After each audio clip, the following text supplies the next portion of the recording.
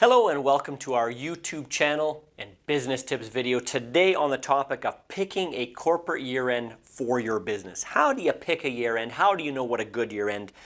And it's funny because most people, when they first incorporate and you tell them, hey, you can pick something under December 31st, they're astounded.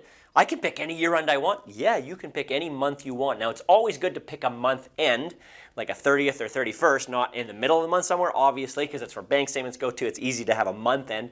You don't want a middle of the month year end, although you could pick one, you don't want it, okay? That's the first tip. In contrast to popular belief, December is not a good year end. The only benefit of December is it seems to keep things simple. But it's not that much simpler. You actually lose out on a lot of factors when it comes to having a December year end. First of all, there's no tax deferral because that income you make right at the end of December, you're paying tax on right away, okay? You can't do bonuses and defer bonuses to the employees because you're already in that tax year. It's really a bad tax year from that perspective. On top of that, December year end is due March 31st.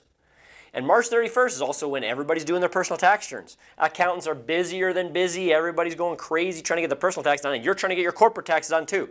How do you do it all, right? It's a bad year end. Now, I'm not saying you can't have it if there's a reason for it, but it is not a good year end to pick. Here are some key factors in determining your year end.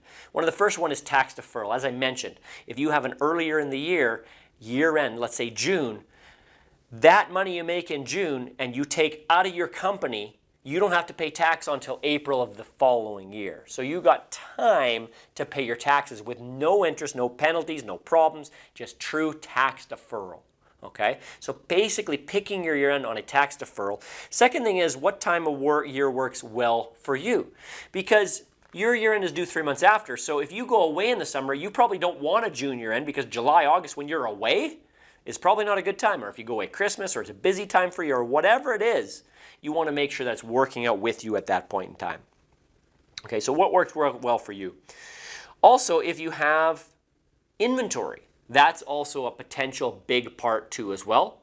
If you have inventory, you don't want to be counting an inventory in a busy season. At the year end, you got to do an inventory count. You don't want to be doing that in a busy season, so make sure it's in a down season. Okay.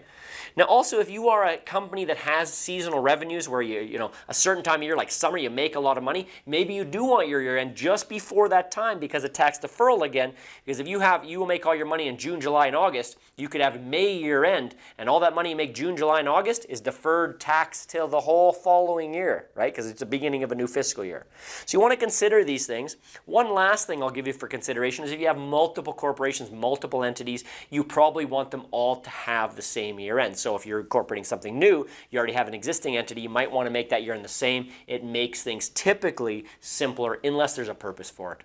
If you have questions or want to discuss it or sit down and go over it, we'd love to hear from you. Thanks for being a part of Katie's Business Tips, and we'll see you in the next video.